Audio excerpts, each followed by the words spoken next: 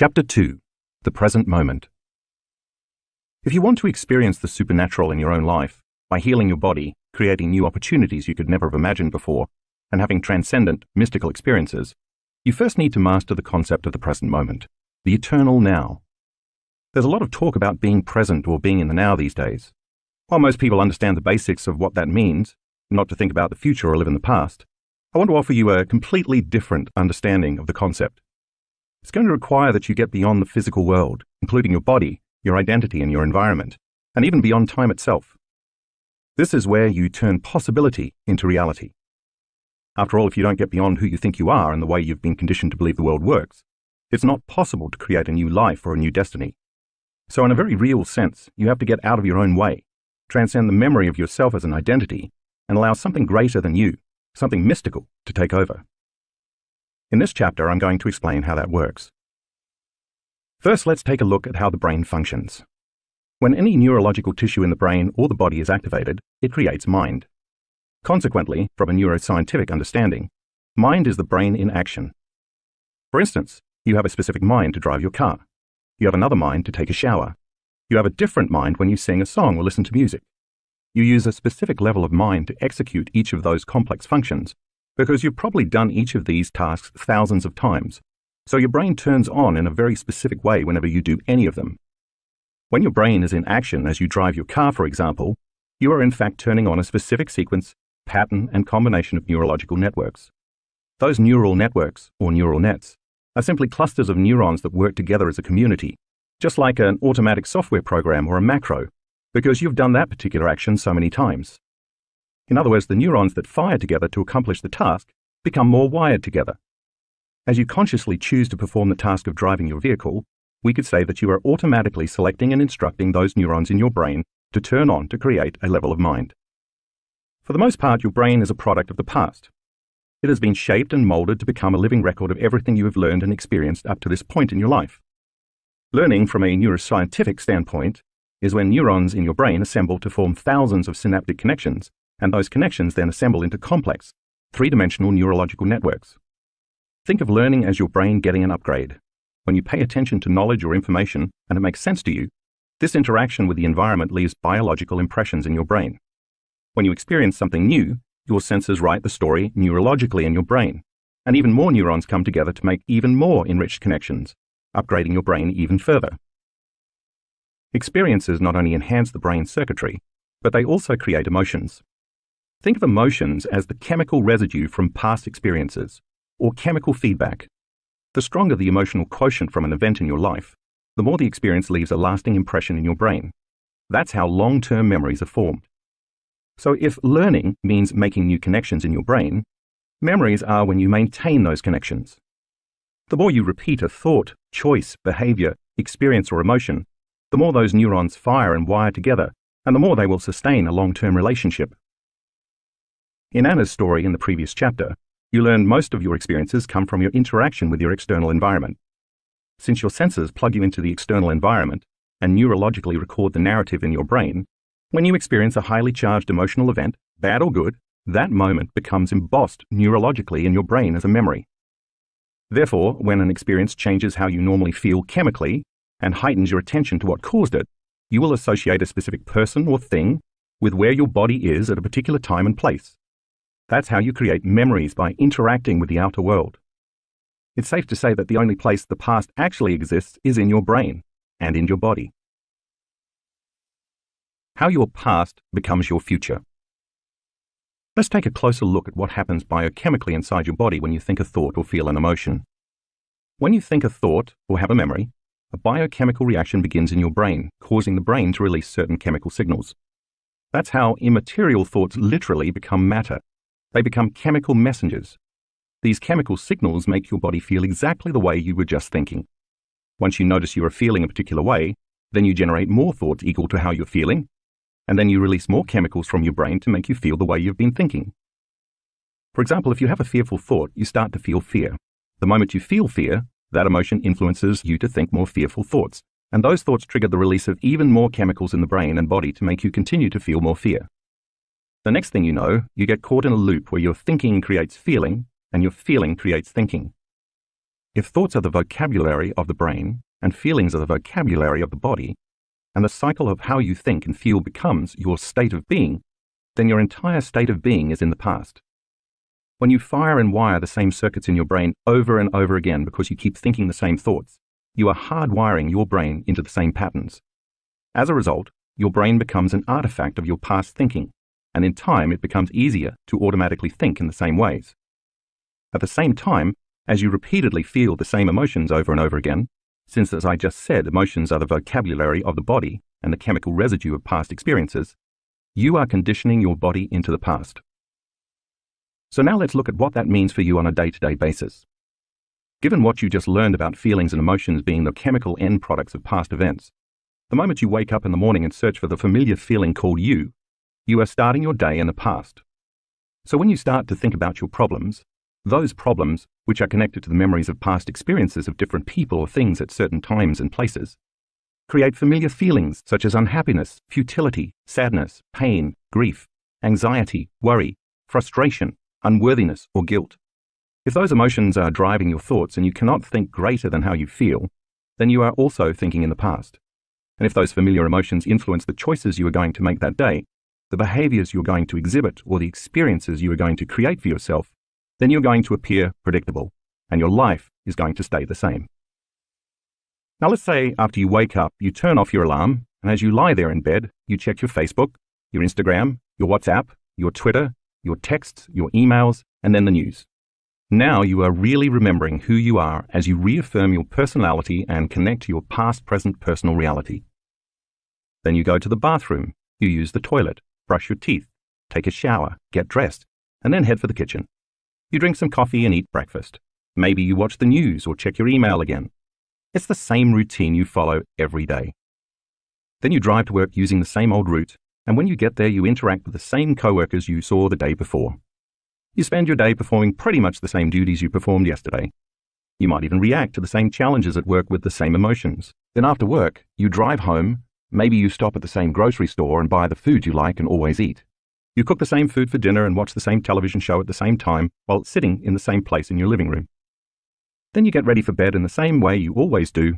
You brush your teeth with your right hand starting from the upper right side of your mouth. You crawl into the same side of the bed, maybe you read a little, and then you go to sleep. If you keep doing these same routines over and over again, they will become a habit. A habit is a redundant set of automatic, unconscious thoughts, behaviors, and emotions that you acquire through frequent repetition. Basically, it means your body is now on autopilot, running a series of programs, and over time, your body becomes the mind. You've done this routine so many times that your body automatically knows how to do certain things better than your brain or conscious mind. You just switch on the autopilot and go unconscious, which means you'll wake up the next morning and essentially do the same things all over again. In a very real sense, your body is dragging you into the same predictable future based on what you have been repeatedly doing in the same familiar past. You will think the same thoughts and then make the same choices that lead to the same behaviors, that create the same experiences, that produce the same emotions. Over time, you've created a set of hardwired neurological networks in the brain, and you have emotionally conditioned your body to live in the past. And that past becomes your future. If you were looking at a timeline of your day starting with waking up in the morning and continuing until you go to bed that night, you could pick up that timeline of yesterday or today, your past, and place it in the space reserved for tomorrow, the future, because essentially the same actions you took today are the ones you are going to take tomorrow, and the day after that, and the day after that. Let's face it, if you keep the same routine as yesterday, it makes sense that your tomorrow is going to be a lot like your yesterday. Your future is just a rerun of your past. That's because your yesterday is creating your tomorrow. Take a look at figure 2.1. Each of those vertical lines represent the same thought that leads to the same choice that initiates an automatic behavior that creates a known experience that produces a familiar feeling or an emotion. If you keep reproducing the same sequence, in time all those individual steps merge into one automatic program. This is how you lose your free will to a program. The arrow represents an unknown experience dropping in somewhere between your driving to work in traffic, knowing you are going to be late again, and you trying to stop by the dry cleaners on your way. We could say that your mind and body are in the known, the same predictable future based on what you did in the same familiar past. And in that known certain future, there's no room for the unknown. In fact, if something new happened, if something unknown were to unfold in your life at that moment to change the same predictable timeline of your day, you'd probably be annoyed at the disruption of your routine. You'd likely consider it troublesome, problematic, and downright inconvenient. You might say, "Can you come back tomorrow? This is not the right time." The fact is, there's no room for the unknown in a predictable life. But being predictable is not how the unknown works. The unknown is unfamiliar, uncertain, but it's also exciting because it occurs in ways you cannot expect or anticipate. So let me ask you, how much room in your routine, predictable life do you have for the unknown? By staying in the known, following the same sequence each day of thinking the same thoughts, making the same choices, demonstrating the same programmed habits, recreating the same experiences that stamp the same networks of neurons into the same patterns to reaffirm the same familiar feeling called you, you are repeating the same level of mind over and over again.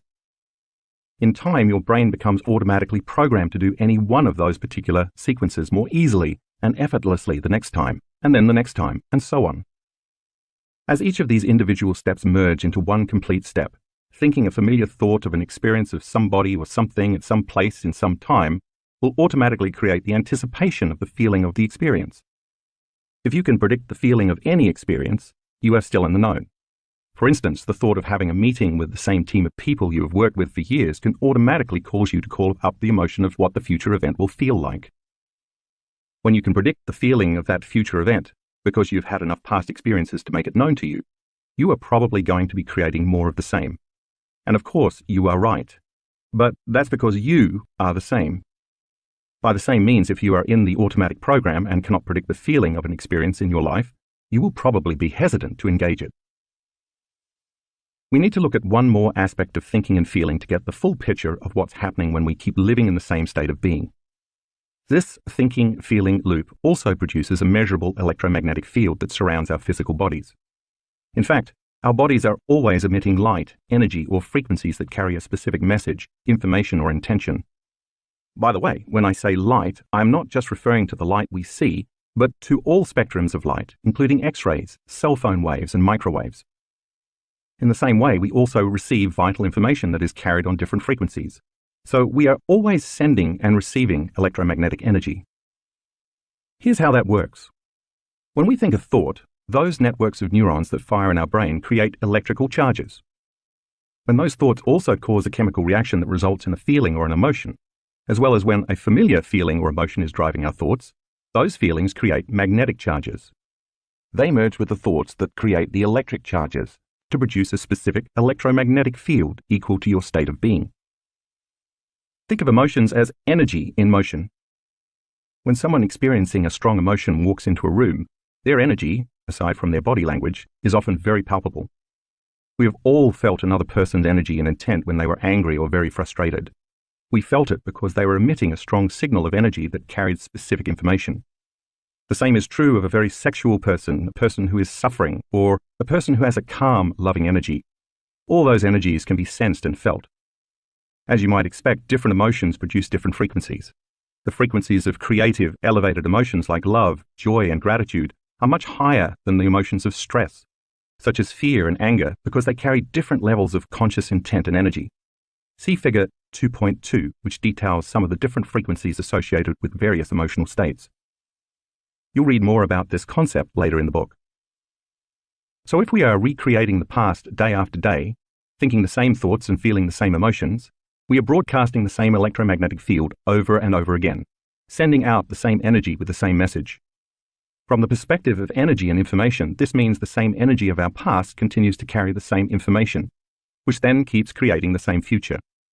Our energy, then, is essentially equal to our past. The only way we can change our lives is to change our energy, to change the electromagnetic field we are constantly broadcasting. In other words, to change our state of being, we have to change how we think and how we feel. If where you place your attention is where you place your energy, a key concept you'll read more about later in this chapter, then the moment you place your attention on a familiar emotion, your attention and your energy are in the past.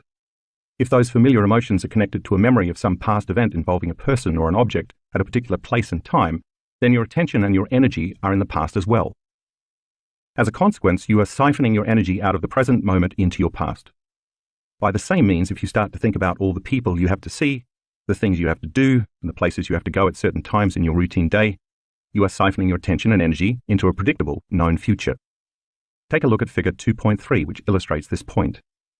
All of your energy is now completely commingled with those known experiences in that specific line of time. Your energy is creating more of the same, and your body is going to follow your mind to the same events in your same reality. Your energy is being directed out of the present moment and into the past and the future. As a result, you have very little energy left to create an unknown experience in a new timeline. Figure 2.3 also shows how the electromagnetic energy you emanate is a vibrational match with everything known to you. So as you start your day, when you have the thought of the toilet, the next thing you know, there you are, walking toward the toilet. Then you have the thought of the shower, and you find yourself in the shower adjusting the water temperature. You have the thought of the coffee maker, and you're projecting your attention and energy to the coffee maker. And as you automatically walk to the kitchen to make your morning cup of java, once again your body is following your mind. And if you've done that for the last 22 years, your body is going to effortlessly coast right over there. Your body is always following your mind, but in this case, it's been repeatedly following your mind to the known. That's because that's where your attention, and therefore your energy, is. So now let me ask you this. Could it ever be possible for your body to start following your mind to the unknown? If so, you can see that you would have to change where you put your attention, and that would lead to changing your energy, which would require you to change how you think and how you feel long enough for something new to happen. While it may sound incredible, this is indeed possible. It makes sense that just as your body has been following your mind to every known experience in your life, like the coffee maker each morning, if you were to start investing your attention and energy into the unknown, your body would then be able to follow your mind into the unknown, a new experience in your future.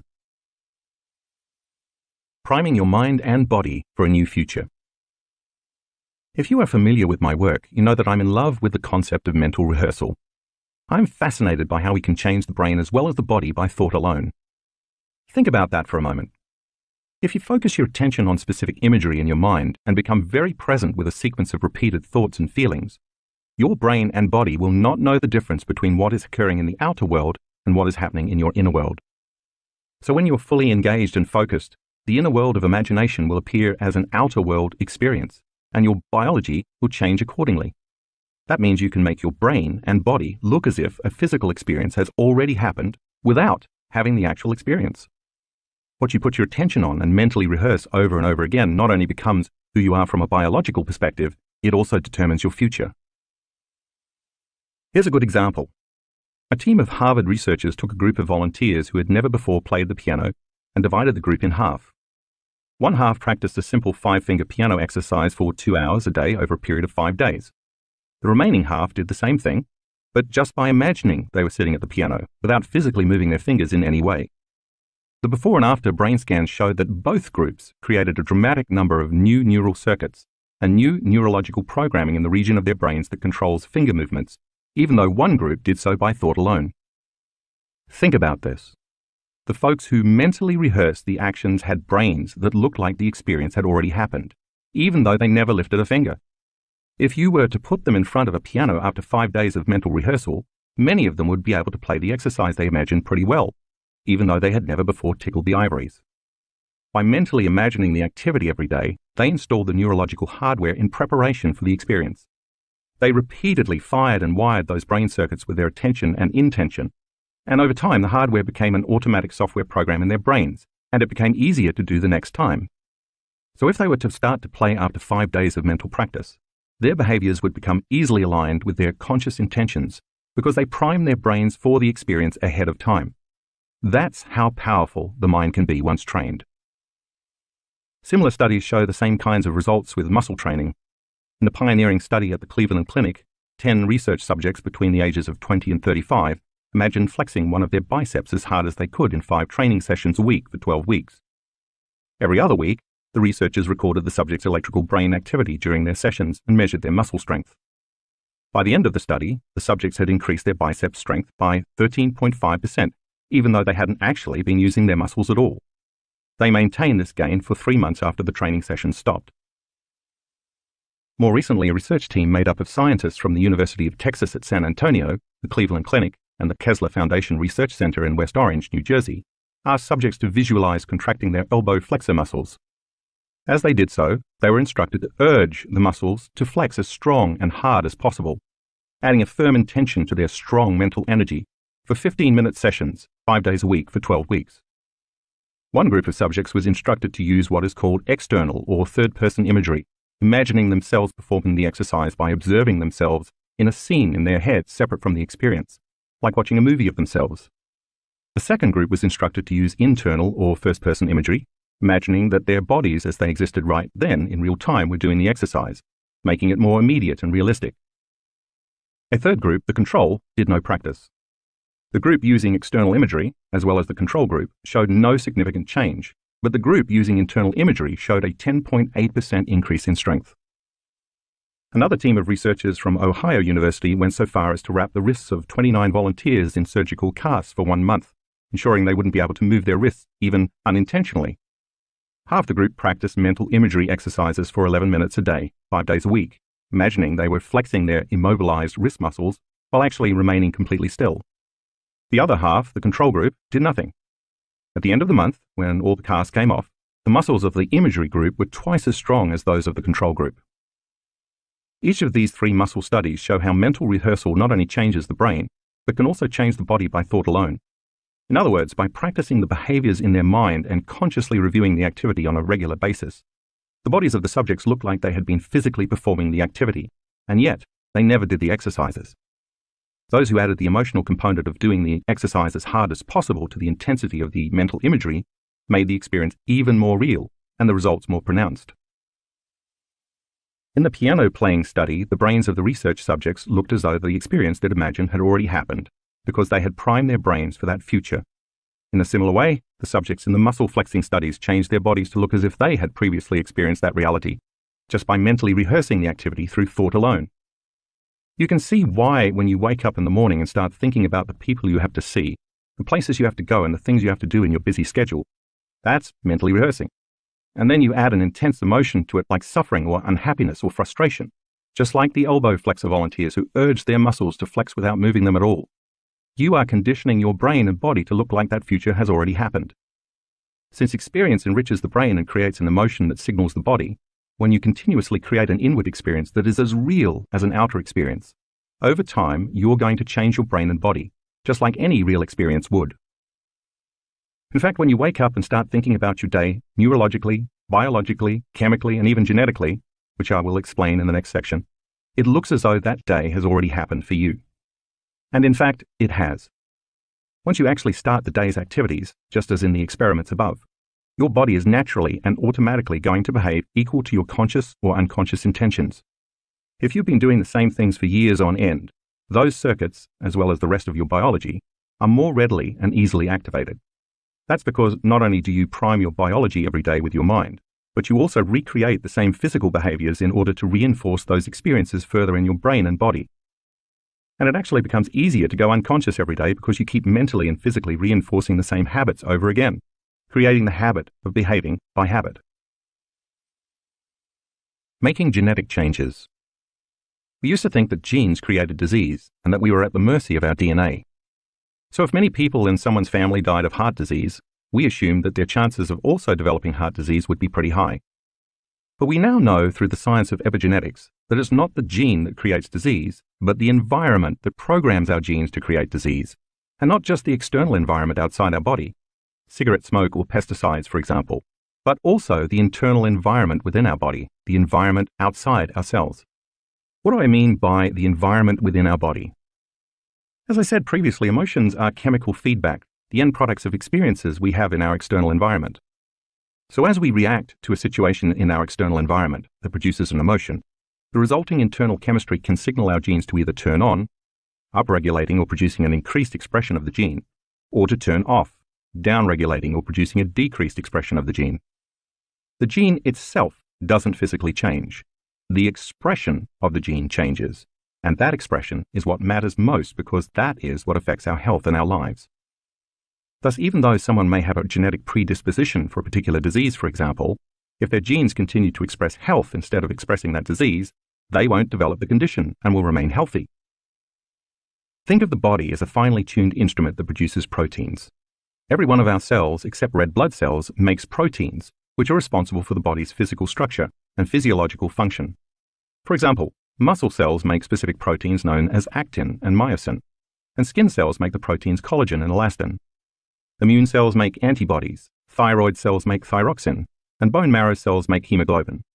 Some of our eye cells make keratin, while our pancreatic cells make enzymes like protease, lipase, and amylase. There isn't an organ or a system in the body that does not rely on or produce proteins. They are a vital part of our immune system, digestion, cellular repair, and bone and muscle structure. You name it, they're a part of it. In a very real way, then, the expression of proteins is the expression of life and is equal to the health of the body. In order for a cell to make a protein, a gene must be expressed. That's the job of the genes, to facilitate making proteins. When the signal from the environment outside of the cell reaches the cell membrane, the chemical is accepted by a receptor outside of the cell and makes its way to the DNA inside the cell. Then a gene makes a new protein that's equal to that signal. So if the information coming from outside of the cell does not change, the gene keeps making the same protein and the body stays the same. Over time, the gene will begin to downregulate. It will either shut off its healthy expression of proteins, or it will eventually wear out, like making a copy of a copy of a copy, causing the body to express a different quality of proteins. Different classifications of stimuli upregulate and downregulate genes. We activate experience-dependent genes, for example, by doing new things or learning new information. These genes are responsible for stem cells getting the instructions to differentiate, transforming into whatever type of cell the body needs at that particular time to replace cells that are damaged. We activate behavioral state-dependent genes when we are in high levels of stress or arousal, or in alternate states of awareness like dreaming. You can think of these genes as the fulcrum of mind-body connection because they provide a link between our thoughts and our bodies, allowing us to influence our physical health through various behaviors, meditation, prayer, or social rituals, for example. When genes are altered in this way, sometimes within minutes, those altered genes can then be passed on to the next generation. So when you change your emotions, you can change the expression of your genes, turning some on and others off, because you are sending a new chemical signal to your DNA, which can then instruct your genes to make different proteins, upregulating or downregulating to make all kinds of new building blocks that can change the structure and function of your body. For example, if your immune system has been subject to living in the emotions of stress for too long and has certain genes activated for inflammation and disease, you can turn on new genes for growth and repair and switch off the old genes responsible for disease. And at the same time, these epigenetically altered genes will begin to follow new instructions, making new proteins and programming the body for growth, repair, and healing. This is how you can successfully recondition your body to a new mind. So as you read earlier in this chapter, this means that if you're living by the same emotions day in and day out, your body believes it's in the same environmental conditions. And those feelings influence you to make the same choices, causing you to demonstrate the same habits that then create the same experiences, that then produce the same emotions all over again. Thanks to these automatic, programmed habits, your cells are constantly being exposed to the same chemical environment, outside your body and your environment as well as outside the cells, but within your body. That chemistry keeps signaling the same genes in the same way, and so you're stuck because when you stay the same, your genetic expression stays the same. And now you are headed for a genetic destiny because you don't have any new information coming from the environment. But what if the circumstances in your life change for the better? Shouldn't that also change the chemical environment surrounding your cells? Yes, that happens, but not all the time. If you've spent years conditioning your body to this cycle of thinking and feeling, and then feeling and thinking without realizing it, you've also conditioned your body to become addicted to these emotions. So simply changing the external environment by, say, getting a new job doesn't necessarily break the addiction any more than someone addicted to drugs would be able to stop their cravings just by winning a lottery or moving to Hawaii. Because of the thinking-feeling loop, sooner or later, after the novelty of the experience is over, most people return to their baseline emotional state, and the body believes it's in the same old experience that created the same old emotions. So if you were miserable in your old job, but managed to get a new one, you might be happy for a few weeks, or even a few months. But if you had spent years conditioning your body to be addicted to misery, you would eventually return to that old emotion because your body would crave its chemical fix. Your outer environment may have changed, but your body will always believe its internal chemistry more than its external conditions. So it remains emotionally locked into your old state of being, still addicted to those old emotions. That's just another way of saying you're still living in the past. And because the internal chemistry hasn't changed, you can't change the expression of your genes to make new proteins in order to improve the structure or the function of your body, so there's no change in your health or your life. That's why I say you have to think greater than the way you feel to make any real, lasting changes. In the winter of 2016, at our advanced workshop in Tacoma, Washington, my team and I performed a study on the effect elevated emotions had on immune function, taking saliva samples from 117 test subjects at the start of the workshop, and then again 4 days later at the workshop's conclusion. We measured immunoglobulin A, IgA, a protein marker for the strength of the immune system. IgA is an incredibly powerful chemical, one of the primary proteins responsible for healthy immune function and the internal defense system. It's constantly fighting a barrage of bacteria, viruses, fungi, and other organisms that invade or are already living within the body's internal environment. It's so powerful that it's better than any flu shot or immune system booster you could possibly take. When it's activated, it's the primary internal defense system in the human body. When stress levels, and therefore the levels of stress hormones like cortisol, go up, this lowers levels of IgA, thereby compromising and downregulating the immune system's expression of the gene that makes this protein. During our 4-day workshop, we asked our study participants to move into an elevated emotional state such as love, joy, inspiration, or gratitude for 9 to 10 minutes 3 times a day. If we could elevate our emotions, we wondered, could we boost our immune system? In other words, could our students upregulate the genes for IgA simply by changing their emotional states? The results amazed us. Average IgA levels shot up by 49.5%.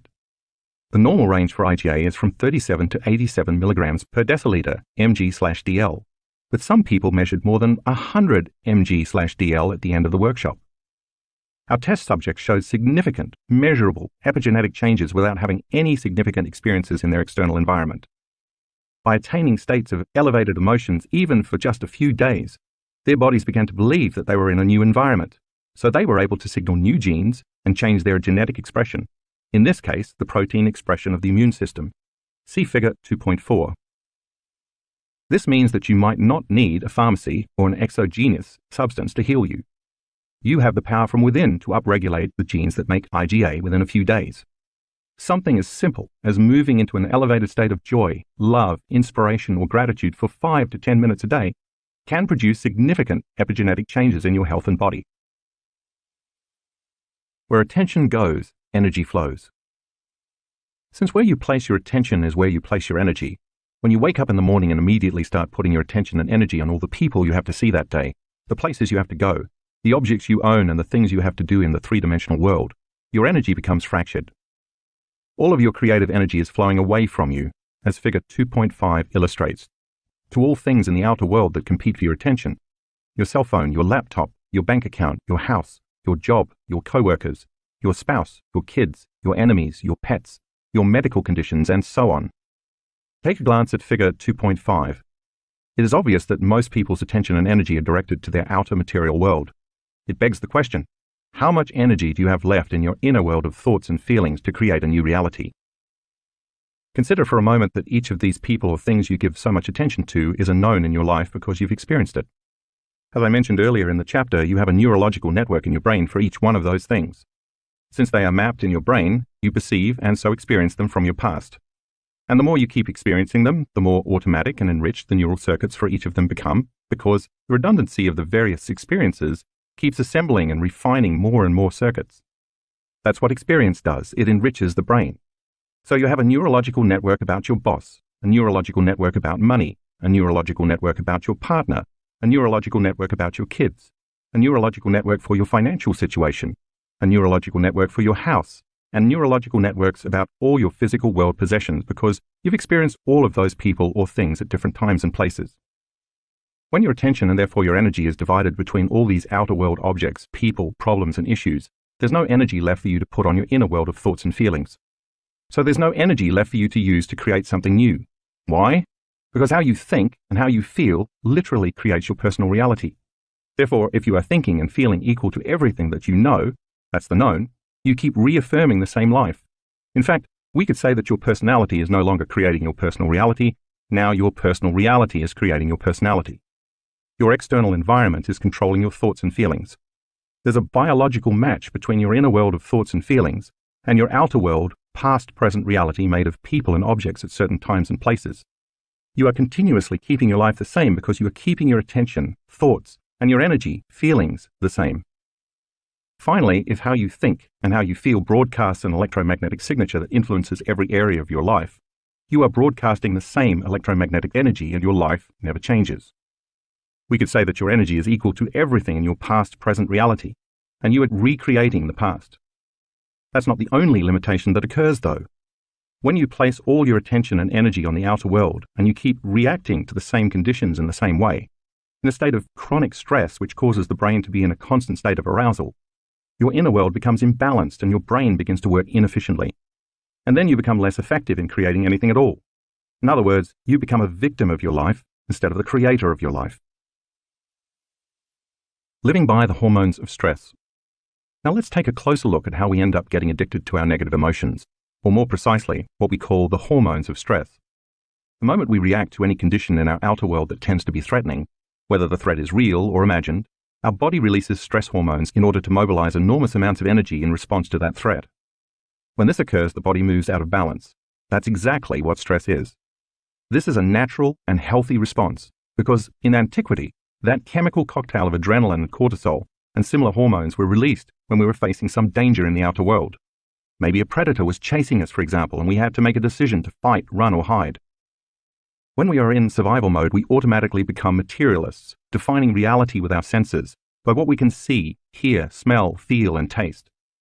We also narrow our focus and put all of our attention on matter, on our bodies existing in a particular space and time. The hormones of stress cause us to give all of our attention to our outer world because that's where the danger lurks. Back in the days of early humans, of course, this response was a good thing. It was adaptive. It kept us alive. And once we had focused our attention on the cause, and then the danger had passed, the levels of all those stress hormones went back into balance.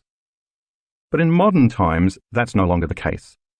After just one phone call or email from our boss or a family member that elicits a strong emotional reaction such as anger, frustration, fear, anxiety, sadness, guilt, suffering, or shame, we turn on the primitive fight or flight nervous system, causing us to react as if we were being chased by a predator. The same chemistry automatically stays switched on because the external threat never seems to go away. The truth is that many of us spend the majority of our time in this state of heightened arousal. It's become chronic. It's as though the predator is not out there in the wild making an occasional toothy appearance, but is instead living in the same cave as we are, a toxic coworker whose desk is right next to ours, for example. Such a chronic stress response is not adaptive. It's maladaptive. When we're living in survival mode and those hormones of stress like adrenaline and cortisol keep pumping through our body, we stay on high alert instead of returning to balance. As in Anna's experience in Chapter 1, when this imbalance is maintained long-term, chances are we are headed for disease, because long-term stress downregulates the healthy expression of genes. In fact, our bodies become so conditioned to this rush of chemicals that they become addicted to them. Our bodies actually crave them. In this mode, our brains become overly alert and aroused as we try to predict, control, and force outcomes in an effort to increase our chances of survival. And the more we do this, the stronger the addiction becomes, and the more we believe we are our bodies connected to our identities and our environment living in a linear time. That's because that's where all of our attention is. When your brain is aroused and you are living in survival mode, and you have to keep shifting your attention to your job, to the news, to your ex, to your friends, to your emails, to Facebook, and to Twitter, you're activating each of these different neurological networks very quickly. Review figure 2.5. If you keep doing this over time, the act of habitually narrowing your focus and shifting your attention compartmentalizes your brain, and it no longer works in a balanced fashion. And when that happens, you are training your brain to fire in a disordered, incoherent pattern which causes it to work very inefficiently. Like a lightning storm in the clouds, different neural networks fire out of order so your brain works out of sync. The effect is similar to a group of drummers all banging on their skins at the same time, but not together or with any rhythm. We will talk much more about the concepts of coherence and incoherence in a later chapter, but for now, it's enough to know that when your brain gets incoherent, you get incoherent. When your brain isn't working optimally, you're not working optimally. For each outer world person or thing or place you've experienced in your life that is a known, you have an emotion connected to it because emotions, which are energy and motion, are the chemical residue of experience. And if most of the time you're living by those addictive stress hormones, you might use your boss to reaffirm your addiction to judgment. You might use your coworkers to reaffirm your addiction to competition. You might use your friends to reaffirm your addiction to suffering. You might use your enemies to reaffirm your addiction to hatred, your parents to reaffirm your addiction to guilt, your Facebook feed to reaffirm your addiction to insecurity, the news to reaffirm your addiction to anger, your ex to reaffirm your addiction to resentment, and your relationship with money to reaffirm your addiction to lack. This means your emotions, your energy, are commingled, even bonded with every person, place, or thing you experience in your known familiar reality. And that means there's no energy available for you to create a new job, a new relationship, a new financial situation, a new life, or even a newly healed body. Let me say it another way. If how you think and how you feel determines the frequency and information you are emitting in your energy field, which has a significant effect on your life, and if all of your attention, and so all of your energy, is tied up with your outer world of people, objects, things, places, and time, there's no energy left in your inner world of thoughts and feelings. Therefore, the stronger the emotion you are addicted to, the more you will place your attention on that person, object, place, or circumstance in your outer world, giving away most of your creative energy and causing you to feel and think equal to everything you know. It becomes difficult to think or feel in any new ways when you are addicted to your outer world. And it's possible that you can become addicted to all the people and things in your life that are causing you all the problems in the first place. That's how you give your power away and mismanage your energy. If you review Figure 2.5, you'll find a few examples to illustrate how we create energetic bonds to all of the elements in our outer world. Take a look at Figure 2.6. On the left side of the diagram, you see two atoms bound by an invisible field of energy. They're sharing information. It's energy that is bonding them together. On the right side of the diagram, you see two people who are sharing an experience of resentment and who are also bonded by an invisible field of energy that keeps them connected energetically. In truth, they are sharing the same energy, and so the same information. To separate the two atoms, it takes energy. By the same means, if your attention and energy are bound to the same people, places, and things in the outside physical world, you can understand that it's going to take energy and effort to break those bonds when you're in meditation. This begs the question, how much of your creative energy is tied up in guilt, hatred, resentment, lack, or fear? The truth is, you could be using all that energy to recreate a new destiny. To do that, you're going to have to get beyond all those things in your outer world by taking your attention off them. That's why we use meditation as the model to change our internal state. This allows us to break from our associations to everybody, everyone, everything, everywhere, and every time, long enough to journey within.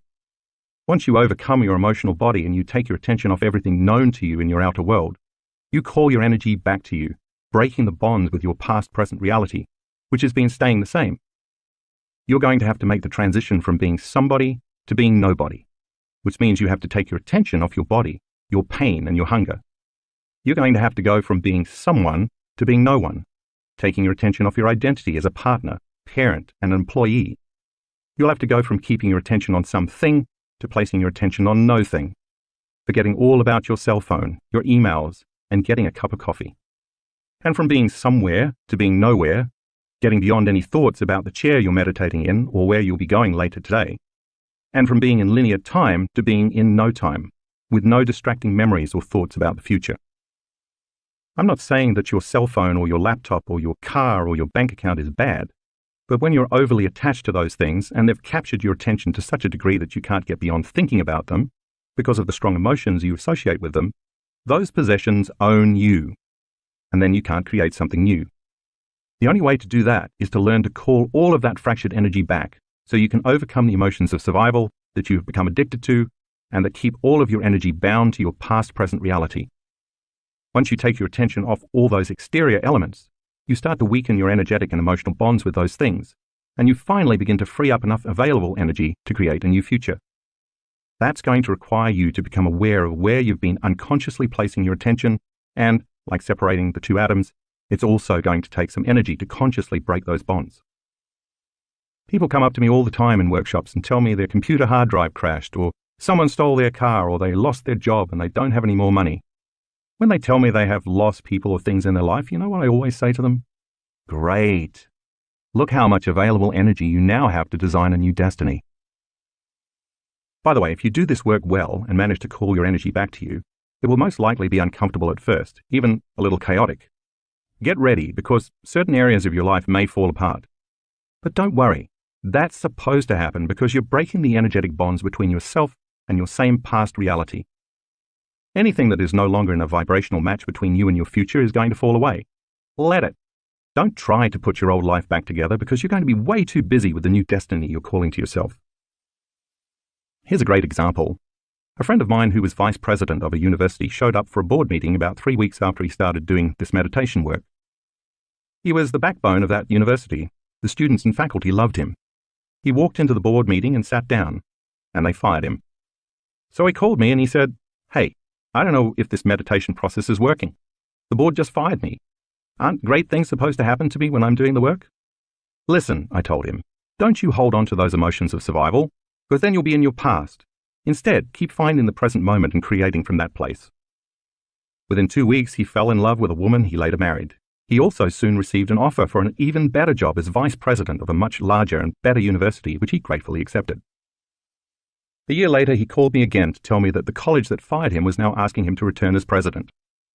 So, you never know what the universe has in store for you as your old reality falls away and your new one begins to unfold.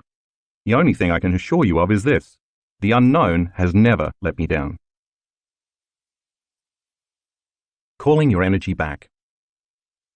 If you're going to disconnect from the outer world, you have to learn how to change your brainwaves. So let's talk about brainwave frequencies for a moment. Most of the time that you're awake and conscious, you are in the beta range of brainwave frequencies. Beta is measured in low range, medium range, and high range frequencies. Low range beta is a relaxed state when you don't perceive any threats from the outer world, but you are still aware of your body in space and time. This is the state you are in when you are reading, paying attention to your daughter during a friendly conversation, or listening to a lecture. Mid-range beta is slightly more aroused state, such as when you're in a group of people, introducing yourself to everyone for the first time and you have to remember everyone's name. You're more vigilant, but you're not overly stressed or completely out of balance. Think of mid-range beta as good stress. High-range beta is the state you're in when you're jacked up on the hormones of stress. There are the brainwaves you display when you exhibit any of the survival emotions, including anger, alarm, agitation, suffering, grief, anxiety, frustration, or even depression. High-range beta can be more than 3 times higher than low-range beta and twice as high as mid-range beta. While you may spend most of your waking time in beta frequency brainwaves, you also dip into alpha frequency brainwaves throughout your day. You display alpha brainwaves when you are relaxed, calm, creative, and even intuitive, when you're no longer thinking or analyzing and instead you're daydreaming or imagining, like a trance state. If beta brainwaves indicate where you are placing the majority of your attention on your outer world, alpha brainwaves indicate when you are placing more of your attention on your inner world. Theta frequency brainwaves take over in the twilight stage when your mind is still awake, but your body is drifting off to sleep. This frequency is also associated with deep states of meditation. Delta frequency brainwaves usually come during deep restorative sleep. However, over the last 4 years, my research team and I have recorded several students who can move into very deep delta brainwaves during meditation. Their bodies are deeply asleep, and they're not dreaming, but their brain scans show that their brains are processing very high amplitudes of energy. As a result, they report having profound mystical experiences of oneness, feeling connected to everyone and everything in the universe. See figure 2.7 to compare the different brainwave states. Gamma frequency brainwaves indicate what I call a superconscious state. This high-frequency energy occurs when the brain gets aroused from an internal event. One of the most common examples is during meditation when your eyes are closed and you are going within, instead of an event that happens outside the body. We'll talk more about gamma brainwaves in later chapters. One of the biggest challenges people have when they meditate is switching out of high-range and even mid-range beta and slipping into alpha and then theta brainwave frequencies. It's absolutely vital to do so, though, because when they slow down their brainwaves to these other frequencies, they are no longer paying attention to the outer world and all the distractions they're so used to thinking about when they're under stress. And since they're not analyzing and strategizing, trying to prepare for the worst-case scenario in their future based on their fearful memories of the past, they have the opportunity to become present, to exist only in the now. Wouldn't it be wonderful during a meditation to disconnect your association to all the elements in your outer environment, to get beyond your body, your fears and your schedule, and forget about your familiar past and your predictable future? If you do it right, you will even lose track of time. As you overcome your automatic thinking, your emotions and your habits in meditation, that is exactly what happens. You get beyond your body, your environment and time. You weaken the energetic bonds with your past-present reality and find yourself in the present moment. Only in the present moment can you call your energy back to you. This does take some effort, although it will get easier with practice, because you're living by the hormones of stress most of the time. So let's look at what happens when you aren't in the present moment during meditation, so you'll know how to handle that when it arises. Understanding this skill is important because if you can't get beyond your stresses, your problems and your pain, you can't create a new future where those things don't exist. So let's say you're sitting in your meditation and you start to have some stray thoughts. You're in the habit of thinking that way because you've been thinking the same way and putting your attention on the same people and things at the same time and place for years now. And you have been automatically embracing the same familiar feelings on a daily basis just to reaffirm the same personality that's connected to your same personal reality, repeatedly conditioning your body into the past. The only difference now is that because you're trying to meditate, your eyes are shut. As you are sitting there with your eyes closed, you are not physically seeing your boss. But your body wants to feel that anger because every time you see her in your waking day, 50 times a day, 5 days a week, you are in the habit of feeling bitterness or aggression. Similarly, when you get emails from her, which happen at least 10 times a day, you unconsciously have the same emotional reaction to her. So your body has grown accustomed to needing her to reaffirm your addiction to anger. It wants to feel the emotions it has become addicted to, and like an addict craving a drug, the body is craving the familiar chemicals. It wants to feel that familiar anger at your boss because you didn't get the promotion, or it wants to feel judgment about your coworker who always wants you to cover for him. Then you start thinking about other colleagues who annoy you and other reasons to be upset with your boss. You're sitting there trying to meditate, but your body is throwing the kitchen sink at you. That's because it wants its chemical fix or familiar emotions that you normally feel throughout the waking day with your eyes open. The instant you notice what's happening, that you are putting all of your attention on that emotion, you become aware that you're investing your energy into the past, because emotions are records of the past. So you stop and return to the present moment, and you begin to disinvest your attention and energy out of the past. And then, in a little while, you start to feel frustrated and angry and resentful again, and you realize what you are doing. You remember that your body is trying to feel those emotions in order to reaffirm its addiction to those chemicals. And you remember that those emotions drive your brain into high-range beta brainwaves. And you stop. Every time you pause, settle your body down, and return to the present moment, you are telling your body that it is no longer the mind. You are the mind. But then thoughts start drifting into your mind about the people you have to see and the places you have to go and the things you have to do later that day. You wonder if your boss has answered that email yet, and you remember that you haven't returned your sister's phone call either. And today is trash day, so you remind yourself you need to put out the trash. And all of a sudden you become aware that by anticipating those future scenarios, you are investing your attention and your energy into the same known reality. So you stop, return to the present moment, and once more disinvest your energy out of that predictable, known future and make room for the unknown in your life.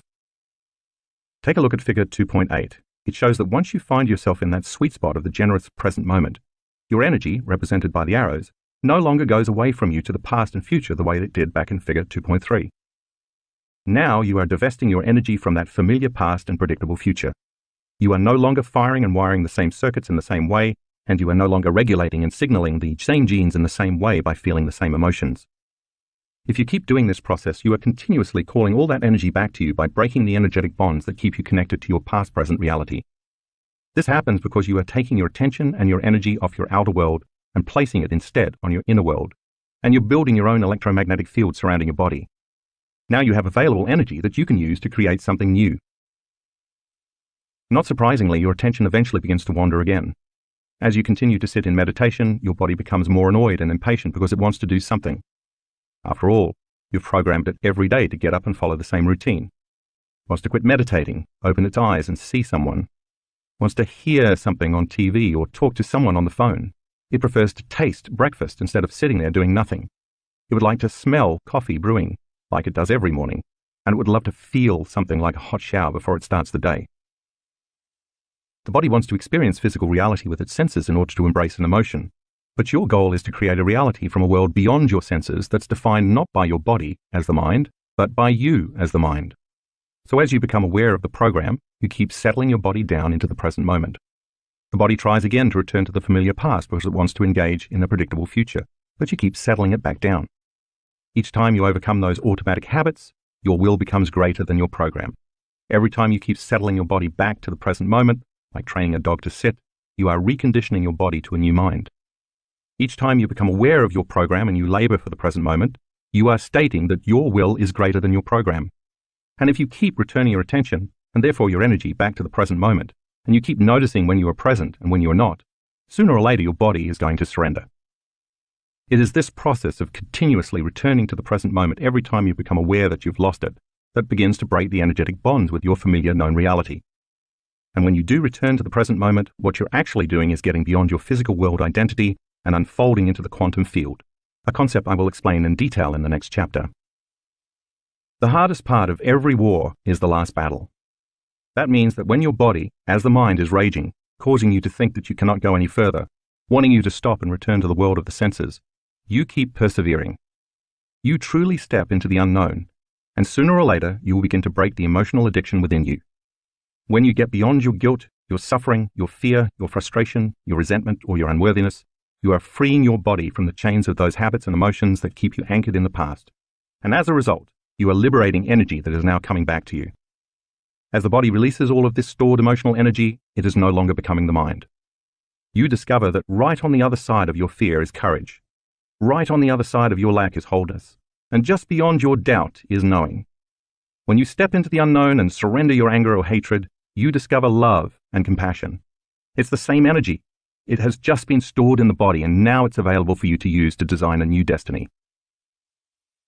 So when you learn to overcome yourself, or the memory of yourself in your life, you break the bonds you have with everything, every person, every place, and every time that's keeping you connected to your past-present reality. And when you finally overcome your anger or your frustration, and you liberate energy that was trapped in the past, you call that energy back to you. As you liberate all of that creative energy that has been tied up in those survival emotions, within you and all around you, you are building your own personal energy field around your body. In our advanced workshops, we've actually measured this effect on calling the energy back. We have experts who use very sensitive equipment called a gas discharge visualization, GDV, machine, with a specially designed sensor called a Sputnik antenna, developed by Konstantin Korotkov, PhD. It measures the ambient electromagnetic field in the workshop conference spaces to see how the energy changes as the workshop progresses. On the first full day of some of our advanced workshops, we sometimes see the energy in the room drop. That happens because once we start meditating, and those students have to overcome themselves by breaking the energetic bonds with everyone and everything in their known reality, they are calling energy back to themselves.